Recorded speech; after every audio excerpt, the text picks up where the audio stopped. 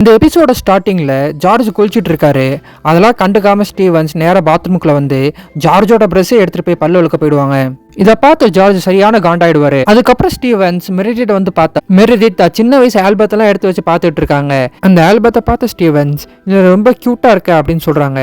அதுக்கப்புறம் எல்லா இன்டர்ன்ஸும் ஹாஸ்பிட்டல் கிளம்பி போறாங்க. போற வழியில ஸ்டீவன்ஸ் இன்னைக்கு நீதான் ஜார்ஜ் மளிகை ஜாமான்லாம் வாங்கணும் மறந்துடாதா அப்படின்னு சொல்லிட்டு போறாங்க. காலையில் 4:30 மணிக்கெல்லாம் எல்லா இன்டர்ன்ஸும் வந்துடுறாங்க. அப்போ டாக்டர் பெய்லி, நீங்கள் 4:30 மணிக்கே போய் பேஷண்ட்டை டிஸ்டர்ப் பண்ணுவீங்க, அதுக்கு பேஷண்ட் கடுப்பாய் உங்களை திட்டினாலும் பொறுத்துக்கிட்டு வாங்கிக்கோங்க. அது மட்டும் இல்லை, கரெக்டாக எல்லா அசஸ்மெண்ட்டையும் பண்ணிவிட்டு லேபை செக் பண்ணிவிட்டு ப்ரீஆப்ஸ் எல்லாம் 5 மணிக்குள்ளே முடிச்சிருங்க அப்படின்னு சொல்லிட்டு போயிடுறாங்க. அப்போ கிறிஸ்டினா மெரிடிட் கிட்ட நான் இன்னைக்கு கன்ஃபார்மாக சர்ஜரியில் இருக்க போகிறேன் அப்படின்னு சொல்கிறாங்க.